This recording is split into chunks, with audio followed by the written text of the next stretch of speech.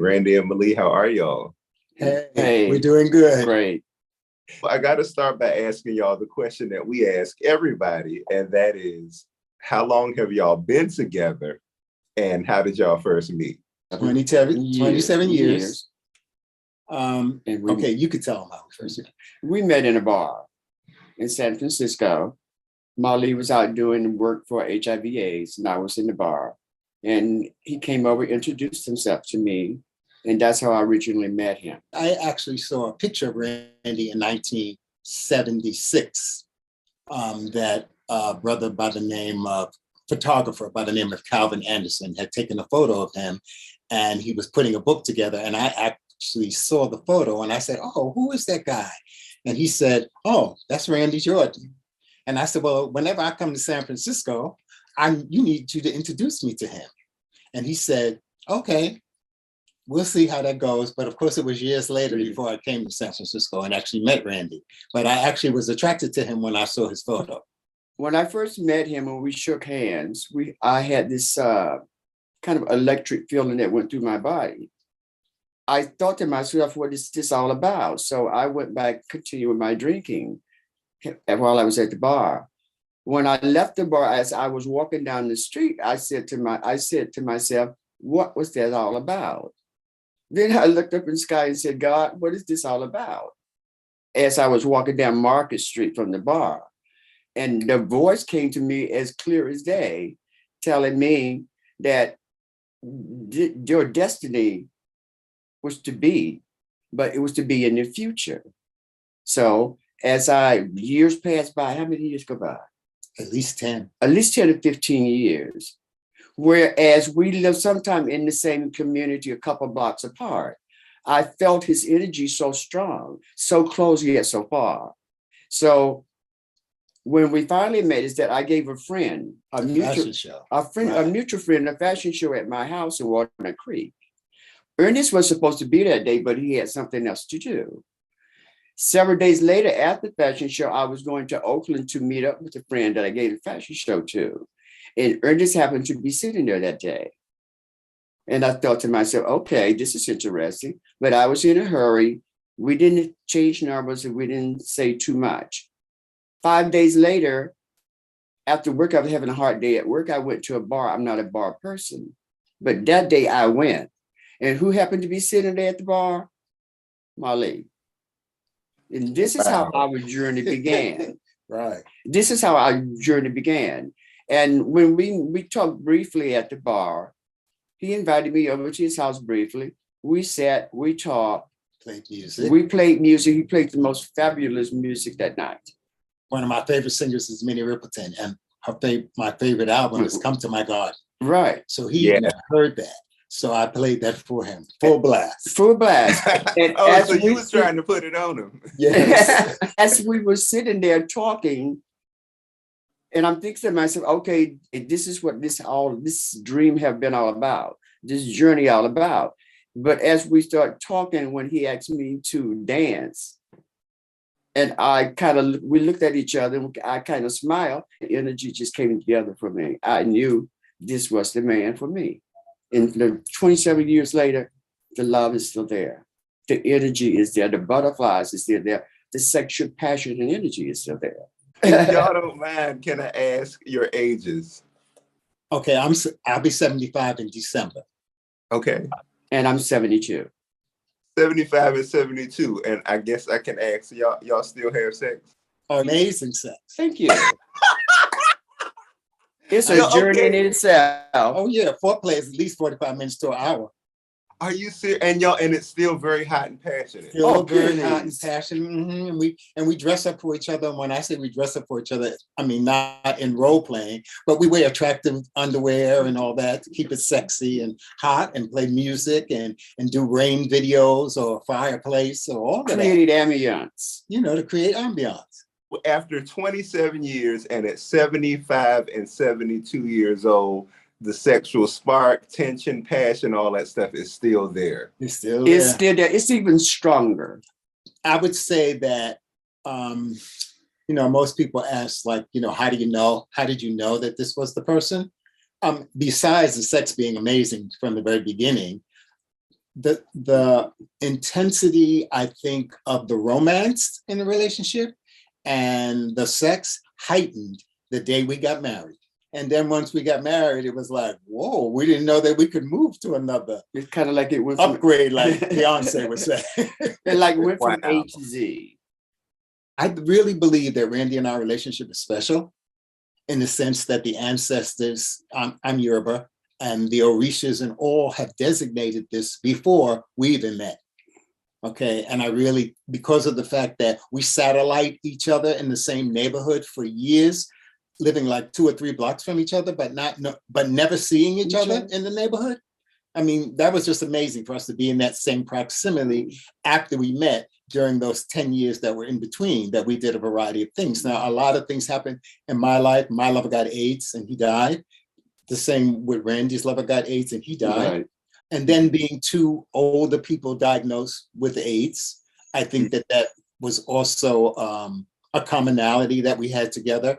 And it felt real in the sense that we both were combating it and supporting each other in that process. So with all those variables, I mean, hoping young people don't have all those kind of variables in their relationship, but we've been able to negotiate and navigate through that. And I really can't give you an exact answer why. I think the answer for me is just living one day at a time. We are 2 people, organically in love, support each other, there for each other. We know what to let in and out our life, how to share our life. And I just think the most important thing, one day at a time. I believe that, some people have this magic that happens at love at first sight. I don't think that was for us, but there was something there for us. And we had to live out those other parts of our lives before we could come back together and be totally there for each other and open. And the universe guided us that way. And it just happened. You both talked about living with HIV and living through HIV/AIDS diagnosis. How long have y'all lived with HIV? I was diagnosed when? 1986. And I was diagnosed in 1987. So I'm 34 years. So we've been dealing with this for 34 years plus. As men in their 70s, what has that journey been like, and how have you managed to take care of yourself? We take good care of ourselves. Yeah. We actually did that before. Long before. We just happened to be 2 people who managed to take care of themselves and was very health conscious. And we're very health conscious. Okay. And that was even before I became an AIDS advocate and an AIDS educator.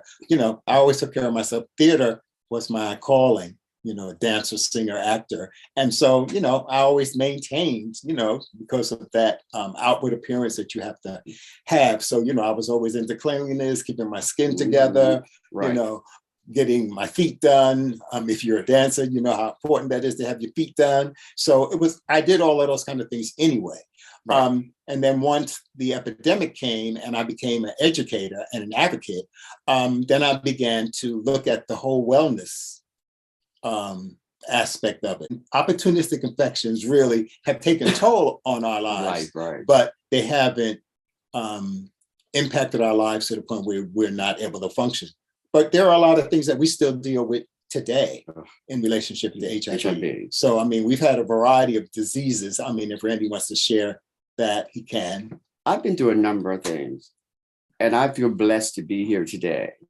I have survived pneumocystic pneumonia, hepatitis C, stage 4 lymphoma. I had my spleen removed. I had, what else did I have to go through? A variety of staph infections. A study of staph infection, trouble gaining weight, trouble with appetite, many problems, problem with my kidneys. But all these things that I have been going through made me the person that I am today, gave me the strength. And what gave me the strength to having the love of my life, the love of my family, the love of my community, the love of my friends. It's a positive attitude. I'm sorry. It's okay, man. Thank you for sharing that. Thank you. Yep. So let's talk about racism in the gay community. I was born in the South, but when I came to California, in the gay community, like in Castro, what everybody popularized, Castro this and Castro that. I ran into more in-your-face prejudice there than I ever did in the South, ever. I didn't expect that. I expected the gay community to be gay community, open to accepting all of us who love the same way, same gender love. So I expected that to happen. And what a myth that was in my mind when I came to the Bay Area. And first bar that I went to, they asked me for 3 copies of ID. And it just so happened that I was going to that particular bar with a white colleague of mine from work. And he put his finger up and he said, oh, no, you will not card him. He's with me. Now, had I not have been with him, then they would have treated me differently, but they backed off because he said that. Those was a prejudice bar. But not only that, the Black people treated you differently too. Thank you. And especially if they were with a white person on their arm, you know. They don't know who you are. I'm used to acknowledging Black people when I see them, whether they're straight or gay or otherwise, either a nod or hello, good morning, how are you? And I still do that to this day. And I did that because that was a habit with me when I came into the Castro. No response from those Black men who were with white men. Like I didn't even exist. Like they didn't even see me. Now, you know, if you go in a place today and the majority of people are white and you see another Black person, they will nod and acknowledge you. Definitely. That never happened. Back in then, it did not happen. Never happened. And you can go to store shopping, not only the Castro, but certain areas, they didn't even want to serve you. Sometimes they tell you, well, I don't want your money, just leave. I don't want your kind in here. This is in San Francisco. And what year was this? What years? This is, for if I'm concerned, from this time I came here all the way to now, it haven't changed that much, in my opinion. It got a little better over time, but then once I got involved in the AIDS epidemic, then it just reared its head all over again. And I realized politically and organizationally that there was a huge rift between people of color communities and the gay white community in San Francisco, even if those people were gay. I remember when I first came out and we first started to try to organize the African-American community and the other communities of color around the response to HIV, because in the beginning, you know, it was all about what was there for the white gay community, especially white gay men. I remember being in an organization where there were 600 volunteers in this agency, and 599 of them were white. And one of them was Black, and he had a white lover. And as you were working, wasn't it difficult sometimes to get Black people even to listen to you when you talk about? Well, of course, AIDS? Because, you know, first of all, Black people thought they was immune from AIDS. They thought that AIDS was a gay white disease. And so I saw that in the beginning in relationship to AIDS. I went to those agencies that I worked for, which were predominantly serving gay white men, and said, you know, you need to work with me and help me to organize to get this word out to gay Black men and other people of color around this disease. And they told me flat in my face, well, why would we want to do that? So I went to the communities where agencies were already established, like alcohol or drug use or youth organizations, and asked those people running those organizations, most of them were heterosexual, to add AIDS to the list of things that they do for the community. A whole bunch of Black gay men called me the homophobe. They called me a homophobe, okay, because I worked with straight Black people who they considered to be homophobe, even they never had a conversation with them. All of these people knew that I was gay. I remember meeting the woman at Baby Hunters Point, Shirley Gross, and that was the first thing she said to me, well, how do you identify? I said, I identify as a Black man who happens to be gay. She said, oh, well, that's the first time I ever heard that. I said, well, I don't know who you've been talking to before then, but I looked at it like society looks at me. Society looks at me as a Black man. First. So that's how I look at myself, as a first, because that's what I got to deal with on a daily basis, okay? I don't have the luxury to be gay and Black second.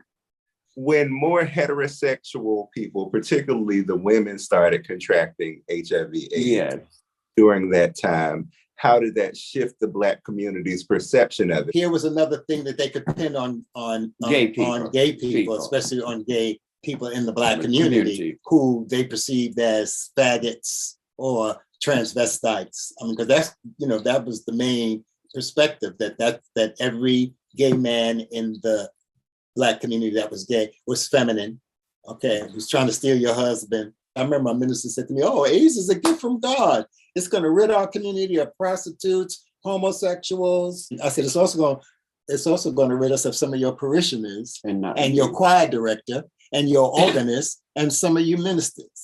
So when that happened, you give me a call and I'll come back and we can work something out around prevention for the community. But I actually had Reverend Laurie, okay, of Operation Breadbasket, Reverend Laurie, Martin Luther King, Reverend Laurie, tell me that. Okay, and a year later, his wife called me and said, "Listen, I need you to help me put together an AIDS conference, and we want to do it at Howard University."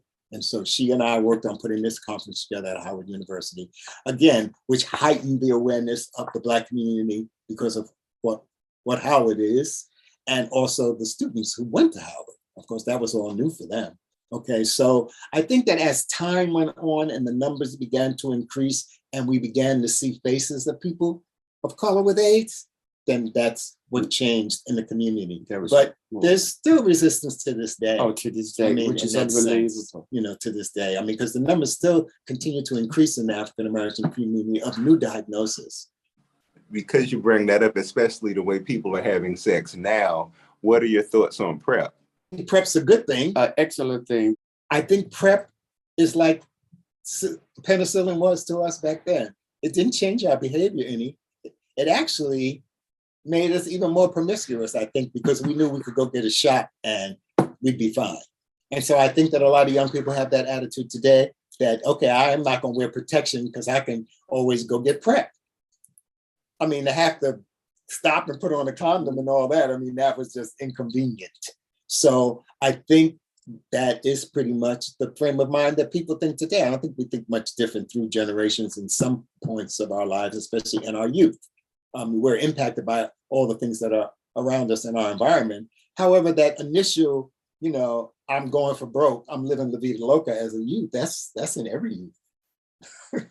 As far as today, young people don't really have to think about the progressions of HIV that you experienced, because all of that was new back then, and everything that they did to you in 20 of those 30 something years 34. Was experimental. It's still experimental today. But I'm saying, but it was really experimental then. They didn't know nothing. Well, that's why they were still learning. So today, anybody who got diagnosed with HIV today would not progress to the level that you've progressed, because there's so many things in place now to prevent. Well, to be honest, I must say, before I start taking medication for HIV, there was 10 or 15 years that I refused to take medication and put it into God's hands. In the beginning, they was killing a lot of people. They was giving you drugs like what they used to call AZT. AZT. That was worse than you AZT. take 15 or 20 pills. Sometime in the beginning, I had like a bunch of pills, like 60 or 70 pills a day to take. How many? 60 pills. Literally. I stopped because my little frame body cannot handle that. I didn't want to be a guinea pig. I waited 15 years, so I felt comfortable that the drugs was working. Before they were not working, they were just killing people. I mean, I can imagine what the Black gay community would look like today with the consciousness and awareness that we have as a community now, if we had all those wonderful people who have died. Those wonderful talents. People who mentored me, who would be mentoring younger people today. Right. I mean, what a loss. What a terrible loss for our community. The strength that we lost as well. We lost a big foundation that would have really been able to just added so much heightened awareness to our community. Like I said, most of the people who are diagnosed today will never get to experience the kind of opportunistic infection. Praise God for that. Praise God for that. They don't. Because, at the time there was so much that they didn't know about. Right. Now they know a lot about. How do you think somebody should disclose, or when do you think is the right time for someone to disclose to someone they're dating? If you're positive, I think that that's an upfront kind of conversation you should have. Somewhere in that getting to know you conversation Before you go to bed. that should come up. You know, one or two of you should bring it up. Now, Right. I know there was a time when people said, well, I practice safe sex anyway, so I don't really feel that we should have this conversation. Red But flag. even number though one. you do that, the condom could break. And then that would cause a whole nother level of anxiety since you have not disclosed that in the beginning. You would alleviate that, the possibility of that happening, if you know you were upfront and talked about it. And today it shouldn't be a problem with people talking about it. It should be because upfront. It's all over the place. What keeps you both going strong? You know, we know that we have to be strong and at our very best, you know, for each other, because we don't know what's coming. And we try to be as prepared as we can for whatever's coming. And we never go to bed mad at each other. We don't hold on to anger. When we get in the arguments that we do, they're short, they're quick, they're over. Yeah, we don't believe in that. Have arguments, In here. drag out fights, and then have makeup sex. No, that's kind of crazy. I mean, I know some people do that, and and I guess it works for them. But the emotional height that it takes to be angry at somebody, where you're angry at them for 3 and 4 and 5 days or longer. We've never been there. We never do that. We've never done that. But having been in a relationship with him for 27 years, I realized that I had never been in love before until I actually met him. And the kind of love that I have with him doesn't compare to anything I've ever had with anybody else. So that's why I know that this is the one. That's how I know this is the one. Relationships take a lot of work. What have been some of your biggest challenges and how have you overcome them? Health has been Number the one. biggest, especially when we both aren't well at the same time. Right. And the universe has blessed us so that that's rare. That has only happened a few times. Most of the time, if he's down, I'm up. And when I'm down, he's up. So we've been able to be there for each other. And like I said, I can't put a finger on it, but it's almost like magic. We share a lot of things in common. Well, that's true. We too. do enjoy. We share a lot. We of both things. into art, always been into art. He's a poet. I'm a poet. I've been writing all my life. He's been writing for years. Yeah, ever since I was. So I'm into fashion. Grade school. He's into dancing. And I'm into fashion too. I And want to he's be a also fashion into designer fashion. in my youth. He's a fabulous story and a fabulous designer. He's great. I have to give him that credit. So we have all of that. And we both are into together. the arts, and we always been into the arts. So we want to make the perfect home for us. So we have our little world. I mean, it's like our sanctuary. Our home is like our Yes, sanctuary. absolutely. I mean, when we come in, it's like, it feels good to be home. Yes. No matter where it is. If we only go on for 2 hours, I mean, once we come in the door, it feels good to be home because it's kind of like a sanctuary for us, our space. And most people won't probably believe this. But first of all, we ain't never had a rag out, drawn out. We don't believe in physical. We never had anything like that. We've never had any physical altercations ever. Never. Okay. And I mean, we had one situation, Randy's bag fell out the car one time when we were in Oakland, when he made a turn and the door opened in the car, and the bag fell out. And then we didn't realize it until we got home. And he was super mad. I mean, I was trying to talk to him and tell him to calm down, but he was howling, screaming at me like I had thrown the bag out the window of the car. And so I would say that that's the only thing that I could think of that was that intense. Okay. And then, like I said, the universe blessed us again. I picked up the phone, called his phone, and a cab driver answered. And he asked me who I was. And I said, I'm the person whose phone that you have. And a bag, he said, yes, the bag fell out the car and I saw it in the street and I went and picked it up and I was hoping that you would call. And I called him and he brought it to our house. Wow. So Randy got the bag back and I kept saying, you need to have faith. You need to have faith. What are some of your fondest memories of being Black gay men in the 70s and 80s? Go ahead, you guys have first. For me, navigating through the gay world, acquainting myself with all the protocols within the gay world and all the stigma in the gay world. That was trying for me in the beginning, especially coming from the military, coming to San Francisco, and me being born and raised in Georgia was a big difference from San Francisco. For me, it was just acclimated myself into the gay world. Theater was my thing. So I was in the, I had, as a young person, most of my role models were people who were in the theater, my dance teachers, people who they introduced me to, the lady who ran the radio program that I was on every Saturday as a kid. This was positive gay role models for me. I left home when I was 15. My mother is a preacher's daughter. That's all I got to say about that. And so you can imagine what our house was like. My grandfather was a fire and brimstone kind of preacher. At 15, at really 8, I knew what was happening. I knew I was different. I didn't know that everybody else knew I was different though.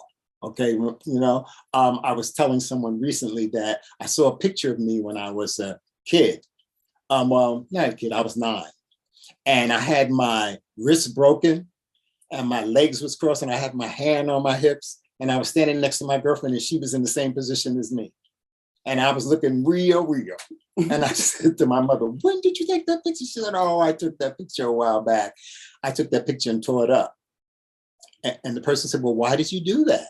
And then I thought about it. And the reason why I did it is because I was shocked that probably that everybody knew what I felt inside, but I didn't know nobody knew.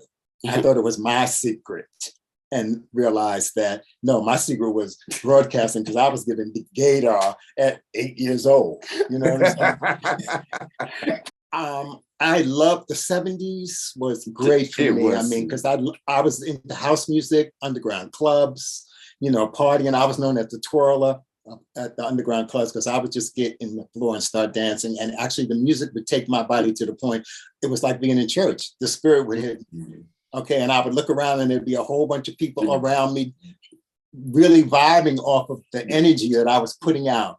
And it was a natural thing. And I loved it. Now I had relationships then with people, guys that I had met, and even a woman for 10 years, but nothing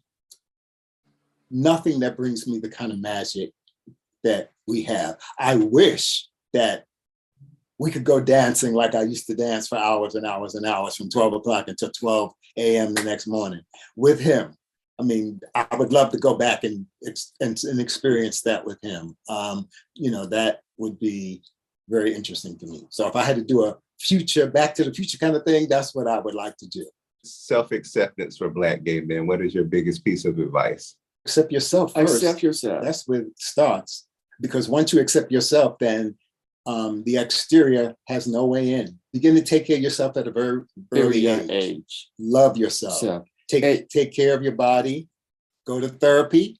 Okay, when you get to a certain point, maybe in your 20s or even younger, if you feel that. But I think that there's a point in your life where you have to look back on all the things that people told you in your life when you were not in control of who you are, while you were growing, and a lot of those things you need to shape. And therapy will help you with every that time and help you identify all those things that you need to let go. And then once you let go, you fully become into yourself. Okay. And then to me, is that you continue to maintain your sense of wellness, whether that's mental health, physical health, and emotional health. And once you do those things, first of all, you will be an excellent candidate for somebody in the future. Right. And you will be a better person for yourself to deal with whatever's going to come your way, because none of us knows what is the future prepared for us and what the future might hold. And it begins with knowing yourself, loving yourself, and learning yourself. Because you need to learn yourself, especially in your youth. And like I said, and let go of those things that people told you, you know, gay was bad. I mean, I remember hearing that constantly. If you want to go to heaven, if you sleep with a man, that'll never happen. I mean, you know, and I grew up believing that to a certain point in my life. I mean, I never believed that when I was younger, and I certainly don't believe that now as an adult. But that's an example of things that you learn as a youth, that people tell you constantly, and it does have an impact on you unless you take the time out to analyze it and see what kind of impact it's made on your life. Knowing my self-worth, I know that let me know that what I will and will not tolerate in my life, which gave me strength to be myself, to love myself. So if I was going to give young people advice, and I keep stressing this, know your self-worth. Know what you deal with and what you won't deal with. Know that you don't need somebody going to treat you like less just because it love or because the sex is great. You deserve better. So know your self-worth. Now, for older people, my advice for older people is to meet young people like you. Thank you. And spend more time with them and get to know them and see what life is like for them. And they get a chance to see what life is like for you. And so I think that exchange is just super healthy and spiritually uplifting. And necessary. And necessary. Yeah, I would say that. Necessary. If there was one statement or thing that you both could say to each other, what would you say to each other? Gosh, we say so many things to each other all the time. I would say a quote from my favorite poem: "Loving you has been a religious experience." You know what? I'm going to say ditto. Because that says everything. All the upliftings, all the sexual energy, the emotional energy that you would experience in a church when the choir was singing and it was lifting you up. That's what I mean by religious experience. That's what this relationship is like.